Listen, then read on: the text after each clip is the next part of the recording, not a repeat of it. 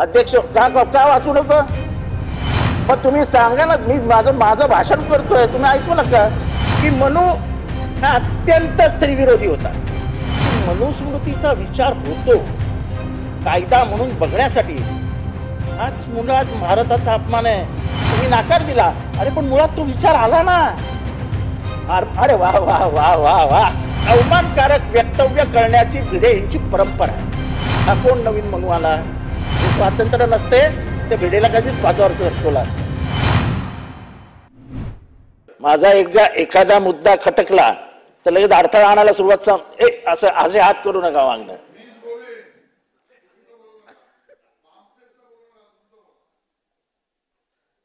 अध्यक्ष महोदय, ही सामाजिक अस्वस्थता एसी कमी करायला महाराष्ट्राला अनेक वर्ष मागे घेऊन जाणारी आहे. एसी कमी करू.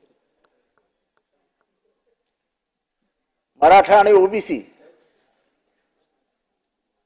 या दोन जातींमधलं राजकारण आपल्याला राजकीय हिताचं ठरेल म्हणून त्यांना दोघांनाही चुचकळण्याचं काम गेले काही वर्ष चालू आहे. अध्यक्ष महोदय, ह्याच्यातनं निकाल काय लागणार होता, काय लागेल याबद्दल मला बोलायचं नाही. पण अध्यक्ष महोदय, जे सामाजिक स्वास्थ्य महाराष्ट्राने जपले होते, जे पुरोगमित्वाची चादर ओढून महाराष्ट्र उभेत बसला होता,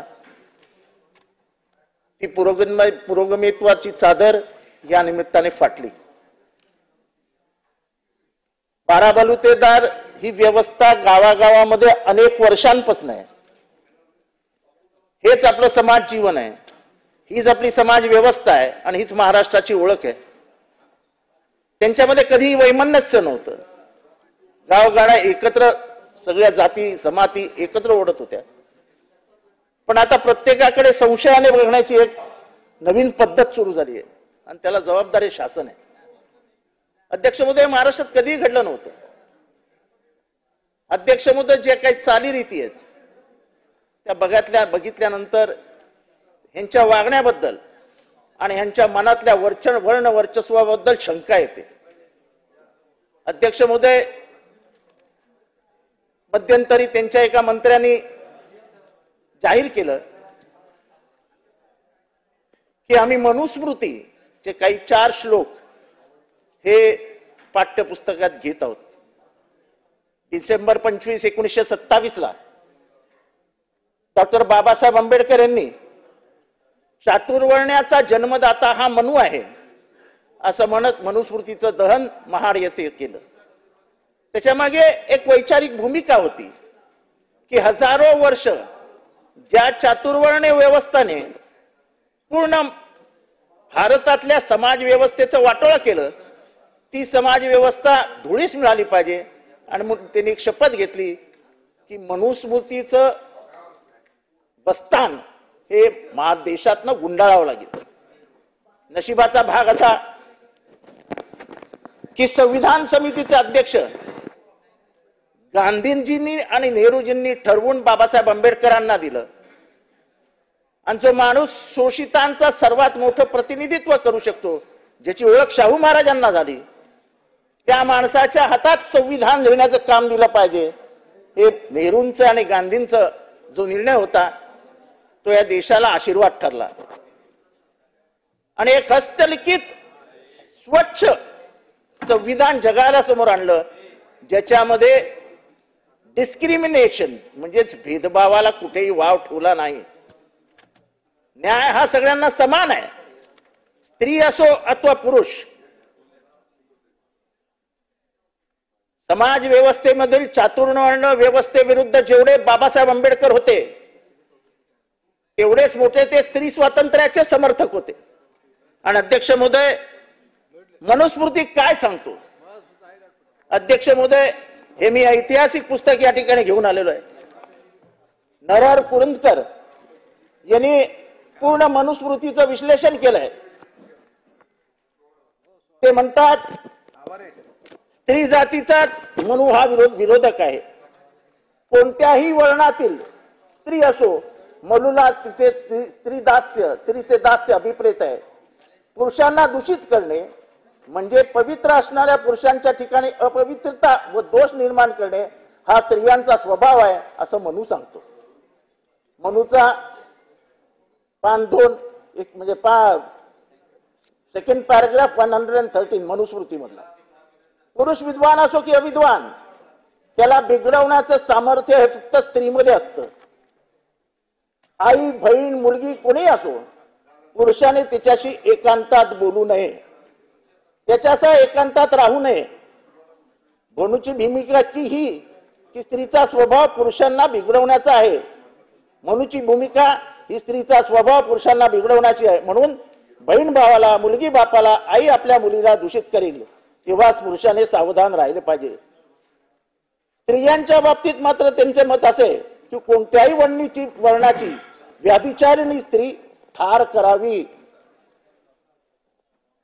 अध्यक्ष महोदय ते पुढे म्हणतात तो फक्त स्त्रीचं महत्व मान्य करत नाही. स्त्री मग ती कोणत्याही वर्णाची असो तिची किंमत घोड्याच्या जिना इतकीही नाही. अध्यक्ष महोदय ते पुढे म्हणतात मनूदृष्ट्या स्त्री रजस्वला आली की ती शुद्ध होते. या भूमिकेचा नेमका अर्थ काय? मनूचे मत असे आहे की जर एखाद्या स्त्रीचे मन दुसऱ्या पुरुषावर गेले तर स्त्री मनोदृष्ट झालेली असते. शरीराचा संबंध आला नाही पण मनाचा जरी संबंध आला तर रजस्वला होताच ती स्त्री शुद्ध होते. अध्यक्ष महोदय मनूने जनावरांच्या सह स्त्रियांचा विचार केला आहे. गाई अध्यक्ष महोदय ते पुढे असं म्हणतात या आधीत अध्यक्ष का वाचू नका मग तुम्ही सांगा ना. मी माझं भाषण करतोय तुम्ही ऐकू नका. काय पॉइंट मग पुस्तकातलं वाचतोय. या यादीत सर्व पशूंच्या सह स्त्रीचा उल्लेख आहे. स्त्रीचे तोंड नित्य शुद्ध समजवायचे. मधूच्या मते नवरा स्वेच्छाचारी व दृष्ट असला तरी स्त्रीनी त्याची विचारपूर्वक सेवा केली पाहिजे. अध्यक्ष महोदय म्हणून अनेकदा स्त्रियांचा व शूद्रांचा एकत्र उल्लेख करतो. असे मनूचे अस्पृश्यांचे अपमान करणारे अवहेलना करणारे खूप लिहिले आहे आणि म्हणूनच या देशामध्ये मनुस्मृतीला कधीही मान्यता मिळाली नाही. अध्यक्ष महोदय मी हे सगळे सांगण्याचं कारण आहे की मनू हा अत्यंत स्त्रीविरोधी होता. आणि आज आपल्या माहितीसाठी सांगतो गोगावले साहेब की दिल्ली युनिव्हर्सिटीच्या लॉच्या कोर्समध्ये मनुस्मृती हा कायदा म्हणून शिकवावा असं विधेयक आलं होतं. आणि महोदय माझी हरकत आहे की सन्माननीय सदस्य जितेंद्र आव्हाड हे सदनासमोर असत्य माहिती देत आहेत. माझ्याकडे ANI ची न्यूज आहे. सन्माननीय केंद्रीय शिक्षण मंत्री धर्मेंद्र प्रधान साहेब यांचं स्टेटमेंट आहे. ती बातमी म्हणून सर्व ठिकाणी प्रसिद्ध झालेली आहे. आणि मला हे माहिती होतं काही लोक बामसेबने दिलेली पुस्तकं, माओवाद्याने दिलेली लेख आणि अर्बन नक्षल्यांकडून घेतलेले ट्रेनिंग याच्या आधारावर इथे स्टेटमेंट करतील. आणि सकाळीच या सगळ्या विषयातली माहिती मी घेतली. अध्यक्ष महोदय दिल्ली युनिव्हर्सिटीच्या लॉ कोर्स मधल्या डीनला डिपार्टमेंट मधल्या कोणीतरी पत्र लिहिलं किंवा ईमेल लिहिला किंवा कम्युनिकेशन केलं आणि त्यामध्ये एक सूचना केली.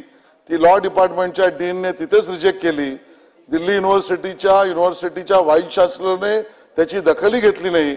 आणि तो केंद्र सरकार किंवा दिल्लीमध्ये किंवा राज्यात नाही केंद्रात कुठेही त्याचा अभिषेक आणि उल्लेख असण्याचा संबंध नाही असं केंद्रीय शिक्षण मंत्री धर्मेंद्र प्रधान यांनी स्टेटमेंट केलं, जे आता वर्तमानपत्रात आणि ANI आलेलं आहे.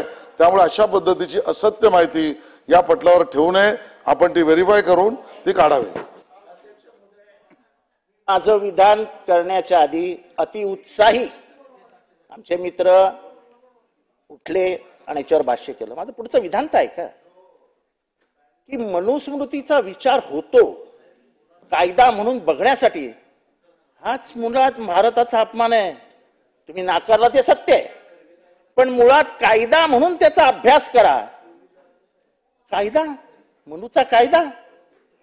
आणि म्हणून मी नेहमी म्हणतो ताई मी स्त्री हक्काच्या बाजूने आहे. मी बाबासाहेब आंबेडकरांचा एकदम मोठा सेवक आहे. अध्यक्ष महोदय, मी सांगितलं ना की त्याला तुम्ही नकार दिला. अरे पण मुळात तो विचार आला ना. अरे वा वा वा वा वा. म्हणजे तुमचे ते कोणते शिक्षण मंत्री सावंतवाडीचे कोणते ते अर्बन नक्सल आहेत का? नाही नाही, तिथे अर्बन नक्सलच म्हणाले होते ना 4 श्लोक घेतो म्हणून.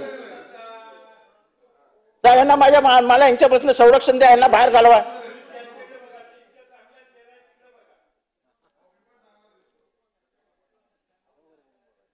साहेब माझ्या घशाला त्रास आहे. सभागृहातले सगळेच चांगले आहेत. साहेब माझ्या घशाला त्रास आहे, थोडं पाणी पिऊ का?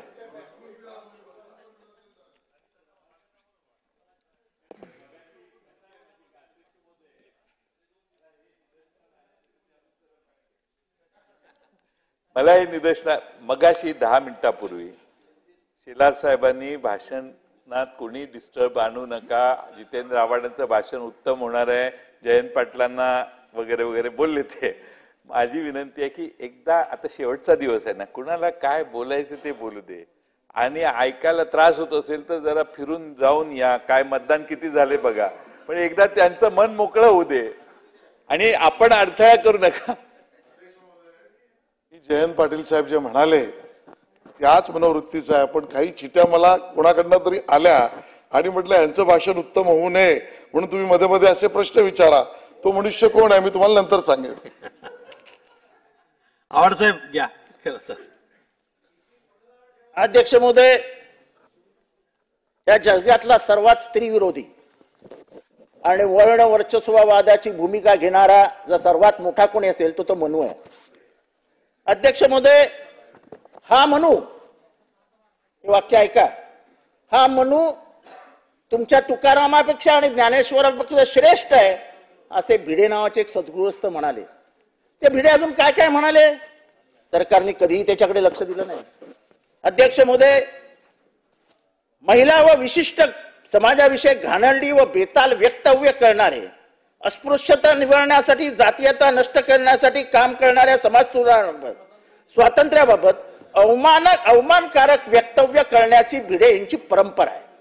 आपल्या महाराष्ट्रामध्ये कायदा नाही, आपल्या महाराष्ट्रामध्ये त्याच्या विरुद्ध कोणी बोलायला तयार नाही. अध्यक्ष महोदय, वारंवार समाजविरोधी घटना विरोधी बेताल अवमानकारक वक्तव्य करून भिडे आजही मुकाट फिरत आहेत. याच्यावर सरकार काही करणार आहे की नाही? खाडे साहेब, तुम्ही त्या जिल्ह्यातले आहात, तुम्ही तरी याचा विचार करा. नाही पण तुम्हाला ते ज्याच्याबद्दल बोलतात, अध्यक्ष महोदय, तुम्ही त्याची गंभीर दखल घेतली पाहिजे. ते ज्या समाजाबद्दल बोलतात त्या समाजाचे प्रतिनिधी आहात तुम्ही. कपात कमीत आपल्याला आपल्या समाजाबद्दल तर प्रेम असलं पाहिजे. तर बहुजनांविरुद्ध बोलतात, त्यांचा जातीयवाद नेहमी वर्णवर्चस्ववादाकडे असतो. खाडेसाहेब, आपल्याला थोडी तरी बाबासाहेब आंबेडकरांची आठवण आली पाहिजे. महिला पत्रकाराला आधी त्यांनी पटकन विचारलं, मी तुझ्याशी बोलीन पण तुझं कुंकू कुठे आहे सांग. 1, वांजोट्या बाईला स्त्रीत्व नसतं. 2, राष्ट्रीयत्वाच्या मुद्द्यावर हिंदू समाज 100% नपुंसक आहे आणि वांज आहे.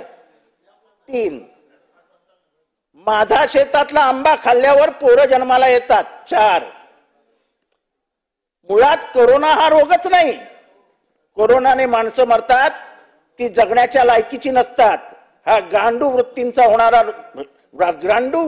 लोकांना होणारा रोग आहे, असे वक्तव्य भिडेंनी केले होते.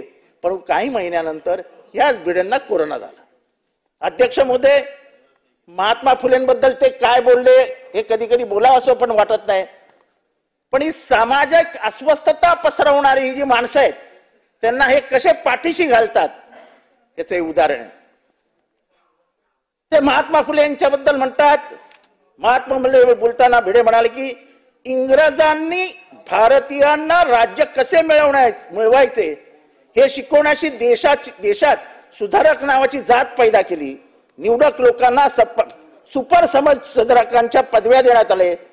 तुमचेच वैरी तुमच्यावर सोडले. त्यात उत्तर प्रदेश मधील भारत प्रसाद मिश्रा, बंगालमधील राजाराम मोहन रॉय, तमिळनाडू मध्ये रामस्वामी नाईकर व महाराष्ट्रामध्ये ज्योतिबा फुले यांचं प्रामुख्याने नाव घ्यावं लागेल. अध्यक्ष महोदय, हिंदूंनी साईबाबाला देवारत्न काढून टाकावे हे सांगणारे कोण? हे सांगणारे कोण? करोडो साईबाबांचे भक्त आजही शिर्डीच्या भूमीवर जात असतात आणि हा खुशाल म्हणतो की देवारत्न काढून फेकून द्या. या साईबाबाची काय लायकी आहे? अध्यक्ष महोदय, वटसावित्रीच्या पूजेला नट्यांनी जाऊ नये हा कोण? हा कोण नवीन म्हणू आला? ड्रेस घातलेल्या महिलांनी जाऊच नये म्हणजे फक्त डिझायनर भिडे हे जे डिझाईन देतील तुम्हाला त्या डिझाईनचे कपडे घालून मनू आधुनिक मनूच्या लेकींनी वडाची पूजा करावी हे माझं मत नाहीये ताई. हे मत आधुनिक काळातल्या मनूचं आहे ज्याला तुम्ही गुरुजी म्हणता. अध्यक्ष महोदय, आपलं स्वातंत्र्य म्हणजे ज्या स्वातंत्र्य मिळवण्यासाठी 1857चा संग्राम झाला, अनेक जण फासावर चढले, अनेक जणांची घरदार उद्ध्वस्त झाली, त्याला काय म्हणतात? हे स्वातंत्र्य हाणगं हाणगं. अरे साहेब, हे स्वातंत्र्य हाणगं आहे, दलबद्री आहे. हे स्वातंत्र्य ज्या स्वातंत्र्यामुळे त्यांना बोलायला मिळत आहे, हे स्वातंत्र्य नसते ते भिडेला कधीच फासावर लटकवला असता. अध्यक्ष महोदय, बेताल वक्तव्य कधीतरी या सरकारला कानी पडणार की नाही?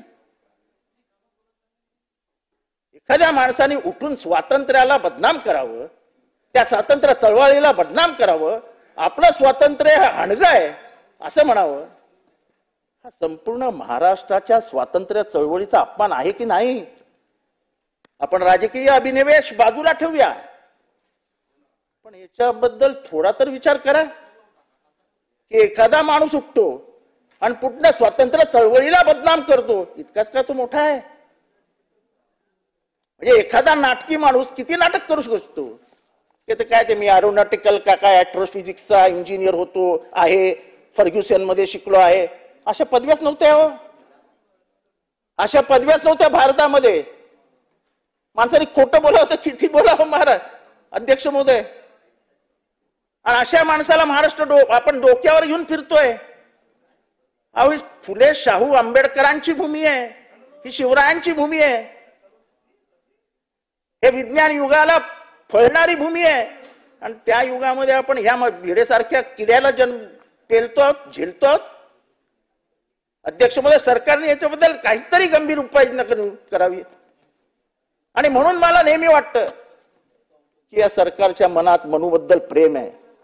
कारण जो माणूस हे म्हणू शकतो की तुकारामापेक्षा आणि ज्ञानेश्वरापेक्षा माझा मनू श्रेष्ठ आहे आणि तो तुमचा गुरुजी आहे, ह्याचा अर्थ कुठेतरी काहीतरी काळ आहे.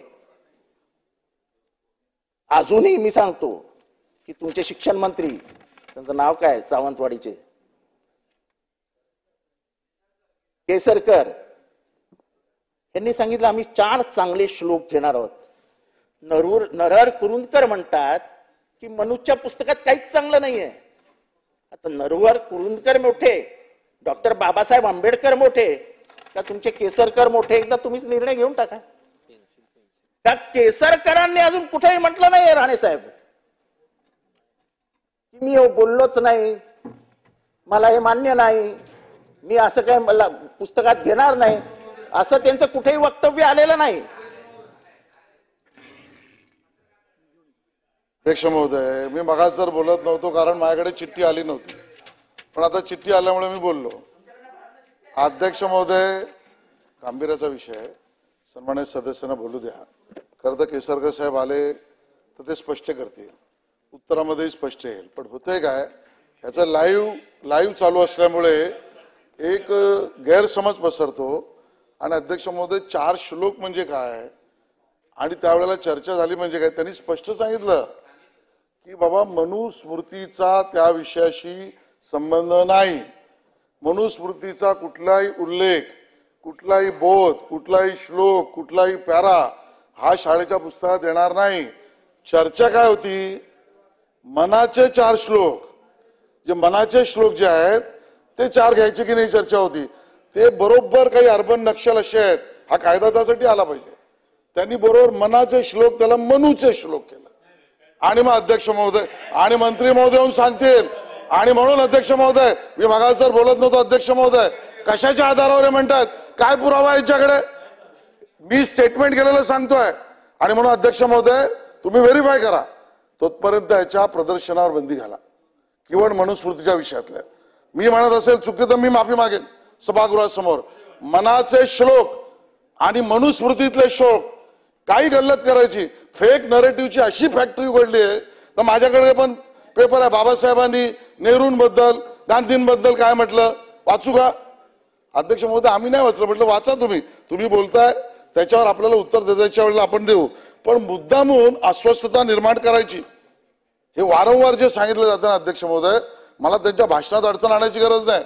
मग कोणीतरी बाबासाहेबांचा फोटो असा टाराटारा फाडायचा, ते अस्वस्थता निर्माण करणार नाही, ते अस्वस्थता निर्माण करणार नाही. संविधानाबद्दल बोलायचं आणि संविधान निर्मात्याचे फोटो हे घे हे फाडले असं करायचं अध्यक्ष महोदय, मग ते अस्वस्थता करणार नाही. आणि म्हणून अध्यक्ष महोदय संपूर्ण माहिती येईपर्यंत तुम्ही याचं प्रदर्शन थांबवा, नाही तर सत्य माहिती येईपर्यंत यांना बसवा, दुसऱ्याला बोलू द्या. नाही, कन्क्लूड करू दे त्यांना. अध्यक्ष महोदय, बरं झालं माझ्या मित्रांनी हा विषय काढला. माझ्या हातनं फोटो फाडला, अर्धा फोटो फाडला गेला. मी तिथनं त्या क्षणी माफी मागली, त्या क्षणी. अध्यक्ष महोदय, त्याच्यानंतर 12 तासात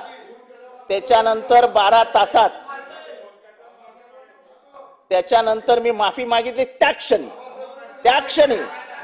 पण त्याच्यानंतर अख्ख्या दलित समाजाने हे स्पष्टपणाने सांगितलं की जितेंद्र आव्हाडांकडनं चूक झाली असेल पण ते असं करू शकत नाहीत. हा विचारसरणीचा भाग आहे, विचारसरणी समजते लोकांना. तुमची विचारसरणी काय आहे मनूची आणि आमची विचारसरणी काय आहे हे स्पष्ट. अध्यक्ष महोदय, या मनूबद्दल बोलताना मी एवढंच सांगतो की ह्यांच्या मनातला जो वाद आहे, वर्ण वर्चस्ववादाचा वाद आहे, अध्यक्ष महोदय त्याचे परिणाम काय होतात? अध्यक्ष महोदय, अनुसूचित जाती जमातीच्या विद्यार्थ्यांची फॉरेनची स्कॉलरशिप माहितीसाठी सांगतो की डॉक्टर बाबासाहेब आंबेडकरांच्या हुशारी ओळखून बहुसम समाजातले 2 महत्वाचे नेते त्यावेळेसचे शाहू महाराज आणि सयाजीराव गायकवाड यांनी व्यक्तिगतरित्या आपल्या आंबेडकर साहेबांची भेट घेतली. त्यांच्या BITच्या चाळीत गेले, ते जिथे राहत होते BIT चाळीत तिथे गेले. 2 मजले चढून गेले शाहू महाराज. ओळखीचे नसताना डॉक्टर बाबासाहेब आंबेडकरांबरोबर चर्चा केली. सयाजीराव गायकवाडांनी माणसं पाठवली आणि लंडन स्कूल ऑफ इकॉनॉमिक्स आणि कोलंबिया विद्यापीठात जाण्याची संपूर्ण आर्थिक ताकद बाबासाहेब आंबेडकरांच्या मागे या दोघांनी उभी केली. हा सामाजिक उपक्रम महाराष्ट्रात चालावा म्हणून काही वर्षांपूर्वी मागासवर्गीय विद्यार्थ्यांना परदेशी जाऊन शिकवण्यासाठी शिष्यवृत्ती देण्यात आली. त्याच्यात काही उदात्त हेतू होता. ज्या वर्गाला आम्ही शिक्षणापासून वंचित ठेवलं, ज्या वर्गाला आम्ही कुठल्याही मुख्य प्रवाहात येऊच दिलं नाही, त्या फुले शाहू आंबेडकरांच्या महाराष्ट्राने निर्णय घेतला की आपण ह्यांना आरक्षण तर दिलंच पाहिजे, पण त्याचबरोबर आर्थिक ताकद पण दिली पाहिजे. पैशाशिवाय काय जमतं अध्यक्ष? एका विशिष्ट समाजाचा पगडा विक्षणावर असताना, बाकीचे सगळे वंचित राहिलेले असताना अध्यक्ष बोलतोय हा निर्णय फार क्रांतिकारक होता. आज मी इथे बोलतोय, मी 2री पिढी शिकलेला. माझ्या आजोबाला वाचता पण नाही येत, लिहिता पण येत नव्हतं आणि सही करता येत नव्हतं. अशा परिस्थितीतनं जेव्हा हा समाज जात असतो, हा जो इव्होल्युशन आहे, हा जो रिव्होल्युशन आहे, त्याच्या मागे काहीतरी बौद्धिक भूमिका असते, काहीतरी विचार असतात. अध्यक्ष महोदय, 50% 75% मार्क नेले. 50 लाख देत होते ते 30 लाखावर आणले. उपहारगृह आणि निवासी ह्याची फी भरली जात होती ती रद्द करण्यात आली. अध्यक्ष महोदय, पोराला विमानात बसवायचं, फॉरेनला पाठवायचं, ऑक्सफर्डमध्ये ऍडमिशन घ्यायची, पण ऑक्सफर्डची फीच 50 लाख रुपये. पैसे आणायचे कुठून?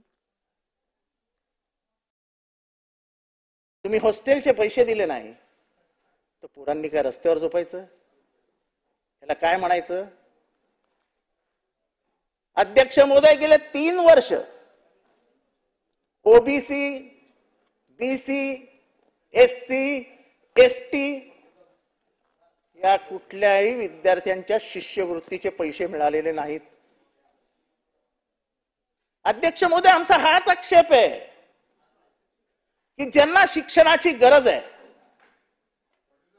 या समाज व्यवस्थेमध्ये जे वंचित राहिलेत, जे शिक्षणापासून वंचित राहिलेत, ज्यांना मुख्य प्रवाहात आणण्यासाठी संविधानाच्या माध्यमातून आरक्षण आलं, ते आरक्षण हळूहळू आपण काढून घेताय. अध्यक्ष महोदय, खाडे साहेब, प्रायव्हेट युनिव्हर्सिटी बिल आलं, आपल्या कोणाच्याही लक्षात आलं नाही. त्याच्यात ना रिझर्वेशन आहे, ना फी मध्ये सवलत आहे, ना गव्हर्नमेंट फी साठी मदत करू शकते. अध्यक्ष महोदय, पॉवर्टी लाईनच्या खाली जगणारा समाज कुठला? तर 2च समाज आहेत, एक दलित आणि एक मुसलमान. आणि दोघांनाही कुठलीही सवलत देण्याचे सरकार नकारार्थी भूमिका घेतं. अध्यक्ष महोदय, ते विद्यार्थी चालत आले, ते सगळे ओबीसी, एससी, एसटी सगळे विद्यार्थी चालत आले, त्यांची पीएचडीची फॉलोशिप बंद केली. फेलोशिप म्हणजे अत्यंत बुद्धिमान असे लोक जे पीएचडी करतायत त्यांना फेलोशिप दिली जाते, ते फेलोशिपचे पैसेही आपण द्यायला तयार नाही.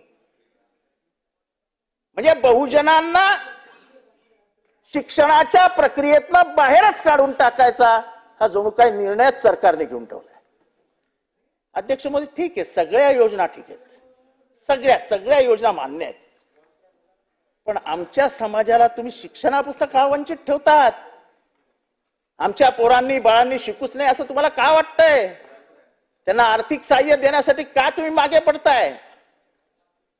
आमची पोरं शिकली, मोठी झाली तर या समाज व्यवस्थेला हातभार लागेल, ह्या महाराष्ट्राचा आणि या देशाचा विकास होईल, हे स्वप्न बघूनच आमची पोरं शिकायला लागली.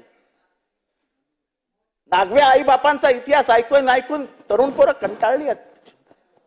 ज्या पद्धतीने त्यांच्यावर अन्याय झाला, ज्या पद्धतीने त्यांना पाणवठ्यापासून लांब ठेवण्यात आलं, ज्या पद्धतीने त्यांना मंदिरात जाण्यापासून रोखलं गेलं, अध्यक्ष महोदय, तेच परत येत आहे की काय दुःख आमच्या वाटेला, असं आम्हाला वाटायला लागलंय. अध्यक्ष महोदय, बाकी सगळा करा अध्यक्ष महोदय, पण आमच्या पोरांच्या शिक्षणामध्ये अडथळा आणू नका, एवढी विनम्र विनंती मी या शासनाला करतोय.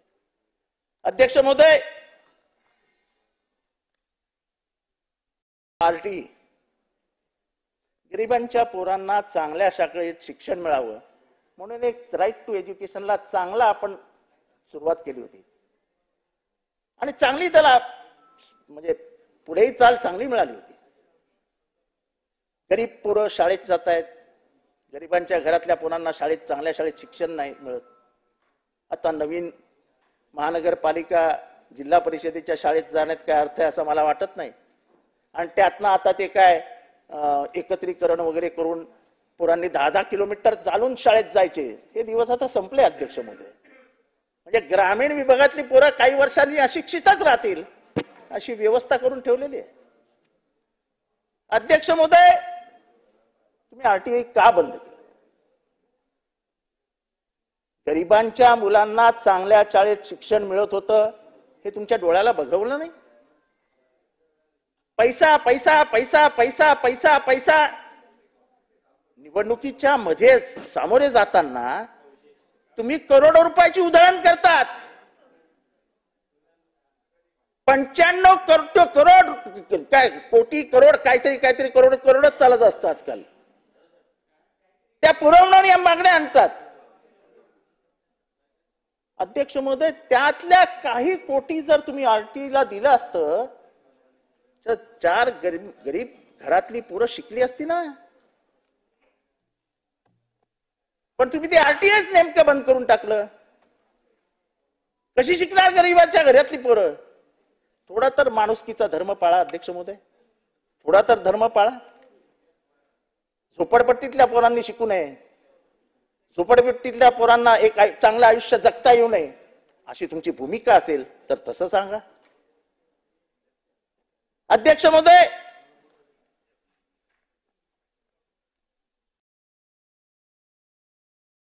जात पडताळणी समिती,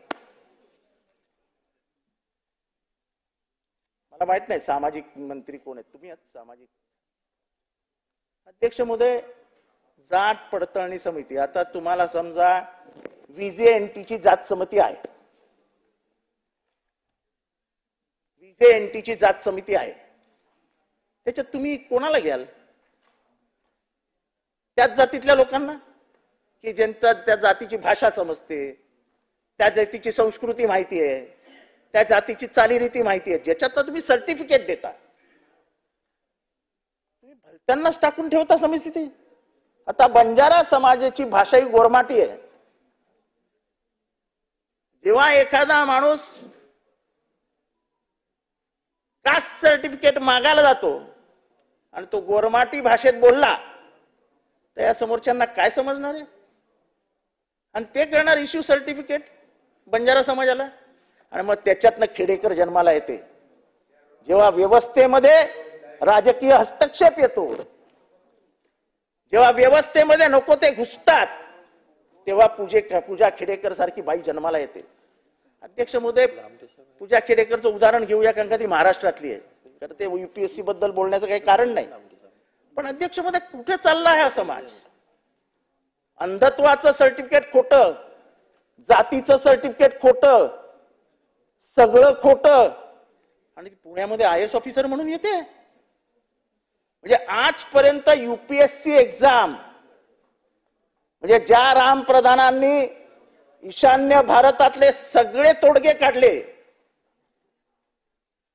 सगळ्या राज्यांमधली अस्वस्थता थांबवली, ते राम प्रधान महाराष्ट्राचे होते, IAS ऑफिसर होते, कॅबिनेट सेक्रेटरी होते, सेंट्रलला कॅबिनेट सेक्रेटरी होते. जेवढे करार आहेत ईशान्य भारतातले, तेवढे सगळे करार राम प्रधानांनी केले होते. त्या राम प्रधानांच्या लाईनीत तुम्ही खेडेकरला आणून बसवलीत, तुम्ही नाही. याच्यात कोणाचा हा असा म्हणजे हात आहे ते आता सगळं उडोई, त्याच्यात माझी काय बोल. पण खाडे साहेब, महाराष्ट्राच्या परीक्षांची काय हालत आहे? 2-2 वर्ष परीक्षा होत नाहीयेत. आपल्या गावाकडची अनेक पोरं पुण्यामध्ये येऊन राहतात. MPSC हे त्यांचं स्वप्न असतं, ते स्वप्न पूर्णत्वाला जातच नाही. परीक्षा होत नाहीत, परीक्षा घेतल्या तर रिझल्ट लागत नाहीत, रिझल्ट लागले तर नोकऱ्यांचे दरवाजे उघडत नाहीत. काय करताय तुम्ही पोरांच्या आयुष्याचे हाल? त्यांच्या पक्षातलं घ्यावं लागेल ना. सगळ्या इन्स्टिट्यूशन्स विरुद्ध एक नाराजीचा स्वर तरुणांमध्ये तयार होतोय, आणि तो या भारताच्या किंवा महाराष्ट्राच्या हिताचा नाही. एकीकडे बेरोजगारी वाढत असताना स्पर्धा परीक्षांमध्ये भ्रष्टाचार होणे ही जी विरोधाभास आहे, हा महाराष्ट्राच्या विकासाशी, महाराष्ट्राच्या एकंदर समाज रचनेला धोकादायक ठरणार आहे. याच्यावर तर गांभीर्याने विचार व्हायला हवा. MPSC चे पेपर फुटतात, धाडकन परीक्षा रद्द होते. गोगोले साहेब, एखाद्या गरीबाच्या घरात जन्मलेला पोर पुण्यात येऊन राहतो, 5,000 रुपये त्याचा बाप कसा तरी त्याला पुण्यात पाठवतो, त्याच्यावर त्याचं हॉस्टेल चालतं, त्याच्यावर त्याचं जेवण चालतं, त्याच्यावर त्याची लायब्ररी चालते, आणि शेवटी वर्षभरानंतर परीक्षा कॅन्सल झाली की तो पोरगा अक्षरशः डोळ्यात अश्रू आणतो, कारण का त्याला त्याचं वाईट वाटत नसतं. तर माझ्या आई बापाने केलेले कष्ट वाया गेले, आता मी काय करू, कोणाकडे बघू, या भावनेनं तो उदास होऊन जीवन जगायला लागतो. ही पोरींमधली वाढती उदासीनता महाराष्ट्राच्या हिताची नाही बोलले. आपण पक्षाभिनिवेश बाजूला ठेवूया. तो पोरगा काय शिवसैनिक नाही आणि तो पोरगा काय राष्ट्रवादी पक्षातला नाही. पण कोरे साहेब खरं सांगावं, कोरे साहेब कोल्हापूरची पोरं किती MPSC ला बसतात ना. 2 एकर शेत म्हणजे 2 एकर शेत असलेलाचा पोरगा ग्रॅज्युएट झालं की काय विचार करतो. आईबाबांच्या संसाराला हात लावायचा असेल तर स्पर्धा परीक्षा देऊया. आज लाखो विद्यार्थी पुण्यात राहतात. त्यांची आर्थिक अवस्था पुण्यात ठेवण्यासारखी आहे का? कधी आपण कोणीच हा विचार केला नाही की तिथे हॉस्टेल बांधूया, ट्युशन क्लासेस काढूया आणि या पोरांना अर्थसहाय्य देऊन मोठं करूया. आपण कोणीच विचार केला नाही. मी कोणाला दोष देऊ इच्छित नाही, पण ह्या परिस्थितीचा विचार झाला पाहिजे. मागच्या 3 वर्षांपासून MPSCची जेवढी आंदोलनं महाराष्ट्रात झाली ती महाराष्ट्राला शोभणारी नाही. शिकलेली पोरं व्यवस्थेविरुद्ध येतात ही कुठेतरी क्रांतीची पहिली नांदी असते. एखादी राज्य व्यवस्था असते जी ते आंदोलन चिरडून टाकते. त्याचं महत्वाचं उदाहरण टायनामेन स्क्वेअर मध्ये चायनामध्ये झालेलं आंदोलन. विद्यार्थी आंदोलनाला बाहेर आले आणि चायनीज जे होते सत्तेमध्ये त्यांनी सगळ्या विद्यार्थ्यांना गोळ्या मारून टाकल्या. पण जगाच्या इतिहासामध्ये जेव्हा जेव्हा विद्यार्थी आंदोलनाला बाहेर पडले तेव्हा तेव्हा त्याचे सत्ता बदलून मोकळे झाले. हा या जगात, हे मी स्वतः नाही बोलत आहे. या जगातल्या कुठल्याही ज्याचं रिव्होल्युशन झालंय, पर्शियन रिव्होल्युशन, रशियन रिव्होल्युशन, फ्रान्सचं रिव्होल्युशन, तिथे कुठेही बघा तुम्हाला विद्यार्थ्यांचा सहभाग हा मोठ्या प्रमाणात दिसतो. सळसळतं रक्त असतं, अनुभव कमी असतो, पण लढण्याची जिद्द असते. ती लढण्याच्या जिद्दीला जर आपण व्यवस्थित रस्ता दिला नाही तर त्याचा स्फोट होतो. महाराष्ट्रात आता स्फोट होण्याची सोय तुम्ही करून ठेवली आहे. पेपर फुटीचे प्रकार नाही, यांच्या दृष्टीने नाही विषय, कारण काही त्या वरचे आहेत ना. पेपर फुटीमुळे नुकसान झालं, जिंचं नुकसान होणार आहे त्या विद्यार्थ्यांचा विचार करायला का नको? कोरे साहेब एकदा तुम्हीच चर्चा करून घ्या. कारण का सांगली, सातारा, कोल्हापूर याच भागातली जास्त पोरं इथे येतात. मराठवाड्यातली पोरं, हे सगळ्यांचं केंद्रस्थान शिकण्याचं हे पुणे आहे. आणि म्हणून ते एकत्र येऊन लाखाचा मोर्चा काढतात आणि रस्ता बंद करून टाकतात. हा का माझ्या फायद्याचा प्रश्न नाही आहे. हा गरीब घरात जन्मलेल्या विद्यार्थ्यांचा प्रश्न आहे. आणि त्याच्याबद्दल जर आपल्याला टिंगलटवाळी करायची असेल तर त्या विद्यार्थ्यांबद्दल आपल्याला किती प्रेम आहे हेही दिसतंय. एवढं गांभीर्याने बोलत असताना ते गरीब आहेत म्हणून त्यांची टिंगलटिवाळी आपण करणार असाल तर हात जोडून तुम्हाला नमस्कारच केला पाहिजे. दुसरं काय करू शकतो आम्ही? अध्यक्ष महोदय,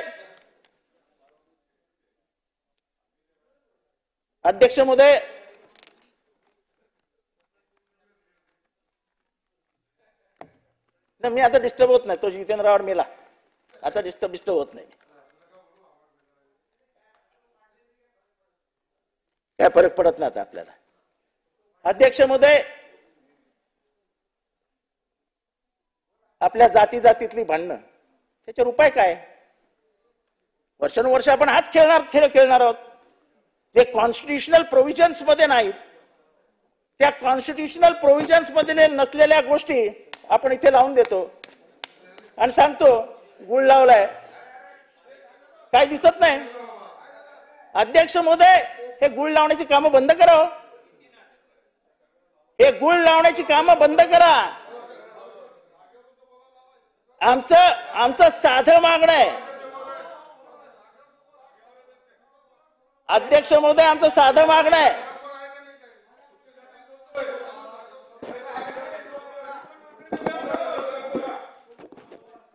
अध्यक्ष महोदय, आता त्यांना समजत नाही ना, ते आता काय सांगायचं, दुसऱ्याच्या संगतीत जाऊन मांडीवर बसलेत, त्यांना आता भलतेच जवळचे वाटायला लागलेत, त्याच्यामुळे शिरसाटांमध्ये परिणाम झालाय. अध्यक्ष महोदय, आमचा एकमेव मुद्दा आहे जातीनिहाय जनगणना. त्याला तुम्ही का घाबरता? झाली नाही, बिहारनी करून दाखवली ना. 85% समाज हा बहुजन आहे हे सांगण्याची हिम्मत बिहारनी दाखवली ना.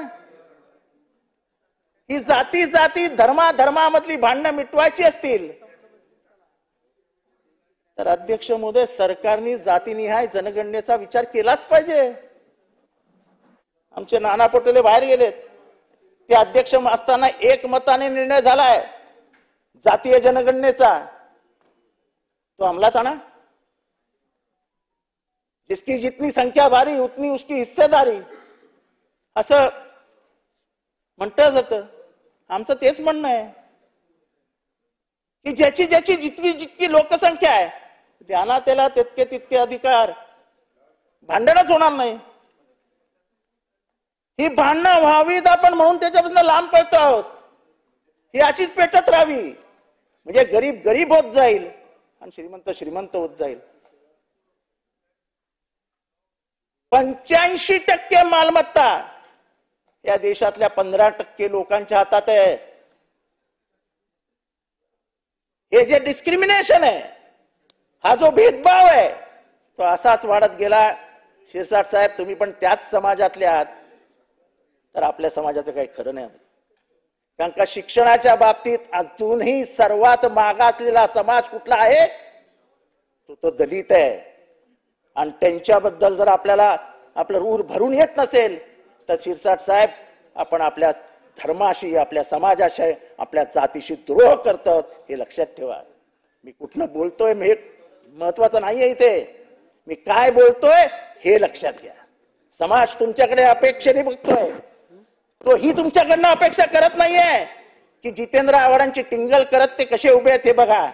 ते तुमच्याकडनं अपेक्षा करतायत जितेंद्र आव्हाड जे बोलतोय ते शिरसाट साहेब जे मुख्यमंत्र्यांचे खास आहेत त्यांच्या कानापर्यंत पोहोचवणार का, ही अपेक्षा करतायत. तेव्हा शिरसाट साहेब, तुमचं हसा हसणं, तुमचं मला टुमणे मारणं हे जे बाहेर जात आहे ते तुमच्या इमेजला काय आजकाल बघा गमतीने घेऊ नका. एकदा इमेज खराब झाली की त्याच्यासाठी 200 कोटी रुपये खर्च करावे लागतात.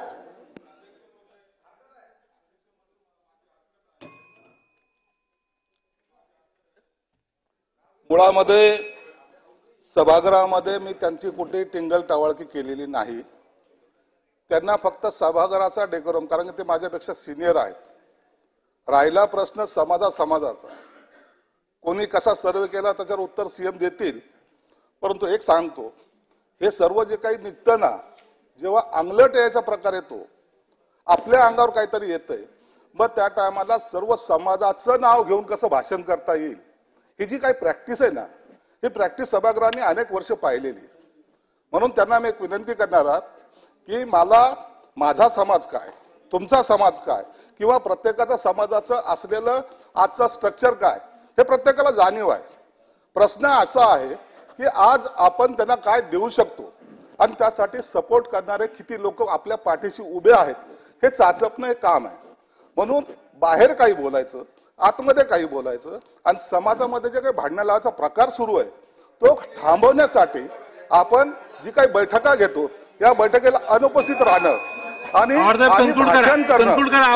भाषण करणं आणि त्याच्यावर बोलणं आणि आम्ही समाजाचे खऱ्या अर्थानं पाईक आहोत हे दाखवण्याचा जो काही केविलवाना प्रयत्न आहे हे समाज सर्व उघड्या डोळ्यांनी पाहतोय.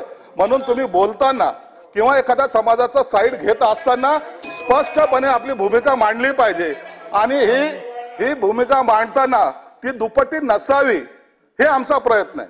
दुपट्टी नसावी, जे काही असेल स्पष्टपणे जे समाजाला द्यायची भाषा करतायत एक आहे. हे कुणबीचे जे काही सर्टिफिकेट द्यायचं काम गेल्या 40 वर्षात कोणी करू शकलं नाही, ते या सरकारने केलं, हे मान्य करावं लागेल. आणि त्याचा तुम्ही साधं अभिनंदन सुद्धा करत नाही, हे खरं दुर्दैव आहे. म्हणून कृपया भाषणामध्ये तोंडे मारण्यापेक्षा वस्तुस्थितीवर बोला. वस्तुस्थिती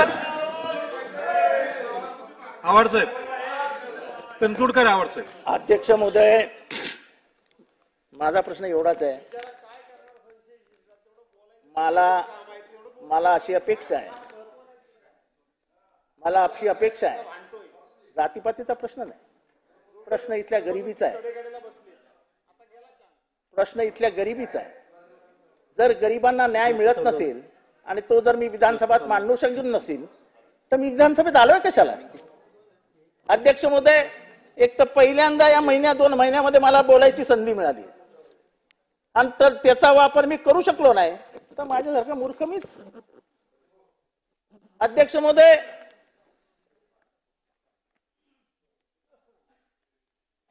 मी जातीय न्याय जनगणनेवर कन्क्लूड करा. 45 मिनिट झालेत साहेब, अजून बोलणारी संख्या विरोधी भरपूर पक्ष आहे. नेत्याचा पहिला माणूस बोलतोय, विरोधी पक्षाचा पहिला माणूस बोलतोय. आता तुम्ही यादी मला पण खूप थांबवलं मोठी आहे. लागले तर करत व्हायचा. यादी ऐकू अजून खूप मोठी. 5 मिनिटं अजून काय जास्त आहे.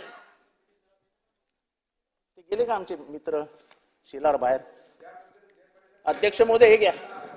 राष्ट्रीय शैक्षणिक धोरणानुसार NCERT राज्याच्या शालेय अभ्यासक्रमात आराखडा जाहीर केला.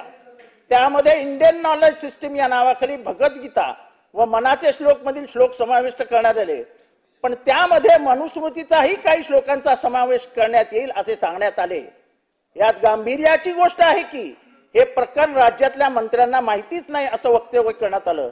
राज्याच्या मंत्र्यांना, उपमुख्यमंत्र्यांना, शिक्षण मंत्र्यांना शिक्षण खात्यातील एवढ्या मोठ्या निर्णयाची माहिती नसावी, हे या राज्याचं दुर्दैव आहे. अध्यक्ष महोदय, शिक्षण मंत्र्यांनी काही चांगले श्लोक घ्यायला काय हरकत आहे अशी विचारणा केली. काय हरकत आहे?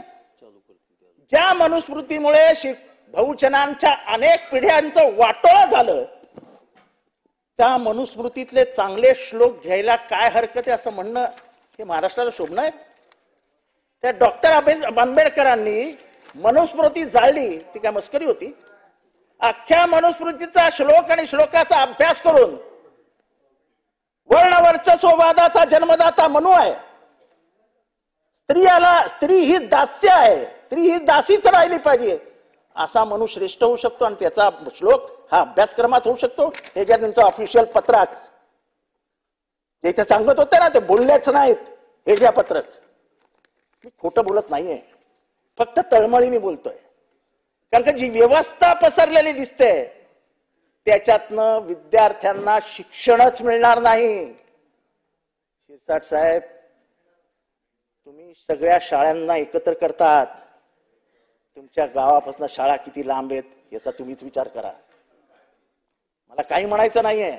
माझी पोरगी आता एकटीच होती लंडन मध्ये, पण अध्यक्ष महोदय, आपल्या पोरांचा विचार करू नका. तुमची पोरं चांगली आता त्या तुमच्या 72 मजल्याच्या फ्लॅटमध्ये राहतील, पण जो पोरगा तुमच्या गावात राहतो त्याला जर उद्या 8 किलोमीटर चालावं लागलं तर तुमच्या मनाला पटेल. कारण का तुमच्याही गरिबीतनं तुम्ही इथपर्यंत आलात याचा मला अभिमान आहे. हा विचार तुम्ही करावा, आपण करावा, या मताचा मी आहे म्हणून हे बोलतोय. मला कोणाला तुम्हाला अजिबात दुखवायचं नव्हतं.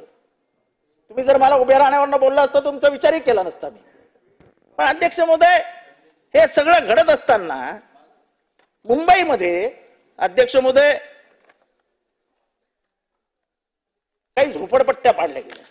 आवाड साहेब, 50 मिनिट झाले, थोडं कन्क्लूड केलं तर 1 तास घेणार. विरोधी पक्षाचा पहिला माणूस आहे ते 1 तास घेणार. बोलणाऱ्यांची संख्या जास्त आहे. अध्यक्ष महोदय, पावसाळ्यामध्ये 1998 साली परिपत्रक निघालं. नलिनाक्षण नावाचे सेक्रेटरी होते की पावसाळ्यात एकही झोपडी पाडू नका. ती अधिकृत असू दे, अनधिकृत असू दे, कारण कुठलंही असू दे. पण अध्यक्ष महोदय, हे पहिलं वर्ष होतं.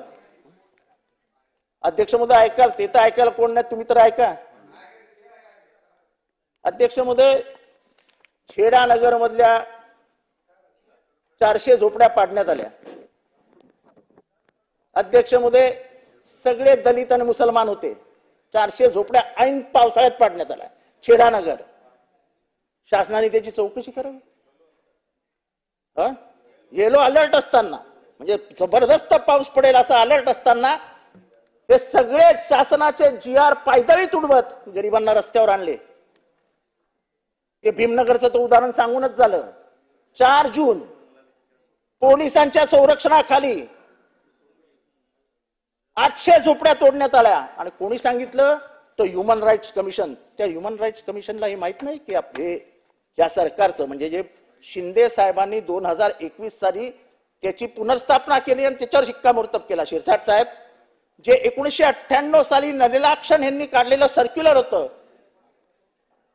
त्याच्यावरती परत एकदा शिक्कामोर्तब केला. कोणी? तर गरिबाच्या घरात जन्माला आलेल्या एकनाथ शिंदे साहेबांनी. आणि झोपड्या तोडल्या जात आहेत. हाजी मलंग, तुमचा राग काय हाजी मलंगला मला माहित नाही, त्याच्यावरती मला बोलायचं नाही, पण तिथल्याही लाईनीत झोपड्या तोडण्यात आल्या आणि त्या लोकांना बेघर करण्यात आलं. म्हणजे गरीब 70 ने काही सालो का इतिहास आहे. आणि ती जमीन एका ब्राह्मणाची, हिंदूची आहे आणि तो अधिकाराने सांगतो की हे त्यांचं स्थान आहे, त्याच्याबद्दल त्याच्यात जाऊया नको.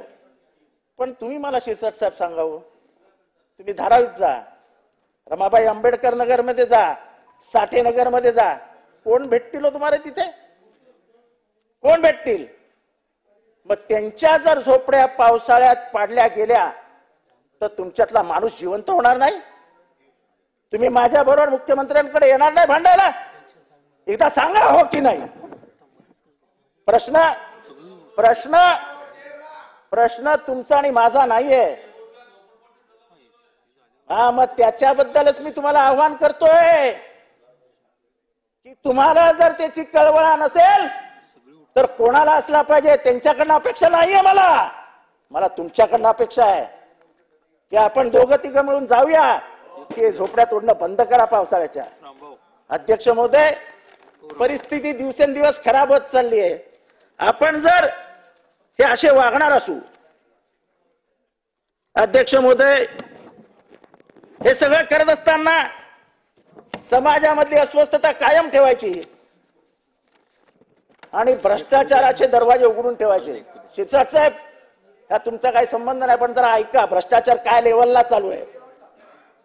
मौजे पवई कुर्ला येथे सर्वे क्रमांक 19 पैकी भू क्रमांक 2 क्षेत्र 37,000 म्हणजे जवळजवळ 10 एकरची जमीन ही ULCच्या कायद्याखाली अधिग्रहित केली होती. सदर जमिनीवर झोपडपट्टी पुनर्वसन कायद्यानुसार पुनर्वसन योजना राबवण्याकरते किती अधिमूल्य घ्यावं हे अजून काही ठरलेलं नाही. कलम 20 अन्वये सूट देण्यात आलेल्या जमिनीवर अधिसूचित झोपडपट्टी असल्यास अशा क्षेत्राचा विकास करताना वार्षिक बाजार मूल्य तरतक्त्यातील दराचे 5% किंमत आकारण्याचं धोरण मंत्रिमंडळाने 2018 साली ठरवलं आहे. मंत्रिमंडळाच्या बैठकीमध्ये घेण्यात आलेल्या निर्णयानुसार शासनाच्या नगर विकास विभागाने कोणताही शासन निर्णय अथवा अधिसूचनेत पालना पारत केली नाही. अधिकृत सूचना नसताना शासनाची, साहेब 1 मिनिट, महत्वाच्या विषयावर बोलतोय आणि मी विरोधी पक्षाचा पहिला आमदार बोलतोय. सदर जमिनीस 5% किंमत आकारून विकासासाठी उपलब्ध करून दिली ही बाब बेकायदेशीर आहे, असं करताच येत नाही. तसेच या जमिनीच्या संदर्भातील उच्च न्यायालय रिट याचिका क्रमांक 488 2008 दाखल असून याचिकेमध्ये 25/6 अध्यक्ष महोदय 25/6/2008 रोजी स्थगिती आदेश पारित केलेला असताना समिती 2008 साली स्थगिती आदेश आहे, तरी शासनाने ही जमीन मुक्त केली. या जमिनीचे मूल्य हे कमीत कमी 3,000 कोटी रुपये आहे. या जमिनीचं मूल्य, 1 मिनिट, या जमिनीचं मूल्य जे मी सांगितलं ना 3,000 कोटी रुपये आहे. आणि त्यांचा अधिकार नसताना, कलेक्टर ऑफिसचा कुठलाही अधिकार नसताना, हायकोर्टाचा त्याच्यावर स्थगिती आदेश असताना ही जमीन मुक्त करून बिल्डरच्या घशात घालण्यात आली. एकीकडे सामाजिक अस्वस्थता ठेवायची, एकीकडे पवईला भीमनगर पडत असताना बघत बसायचं आणि अशा जमिनी शासनाने आपल्या मंत्रिमंडळाच्या सहकार्यांच्या सल्ल्यानुसार कोणाच्या तरी घशात घालायच्या, हे काही योग्य नाही. अध्यक्ष महोदय, शेवटची 5 मिनिटं. इंडियन फार्मर्स कंपनीने 1 तास होते 5च मिनिटं. इंडियन फार्मर्स कंपनीने येथील 100 शेवटचा मुद्दा. इंडियन फार्मर्स कंपनी येथील 114 एकर जमिनीचा शर्तभंग केला. शर्तभंगामुळे जिल्हाधिकारी यांनी सदर जमीन ही सरकार जमा करून घेतली. परंतु महसूल मंत्र्यांनी, अध्यक्ष महोदय ऐका आणि मंत्री महोदय ऐका, परंतु महसूल मंत्र्यांनी त्यांच्याकडे फेल तपासणी प्रकरणात कंपनीवर कोणतीही दंडात्मक कारवाई न करता, अधिमूल्य न करता सदर जमीन कंपनीला देऊन टाकली. शर्तभंग केलेली जमीन. मुख्यमंत्र्याचा हा आदेश कलेक्टरला गेला.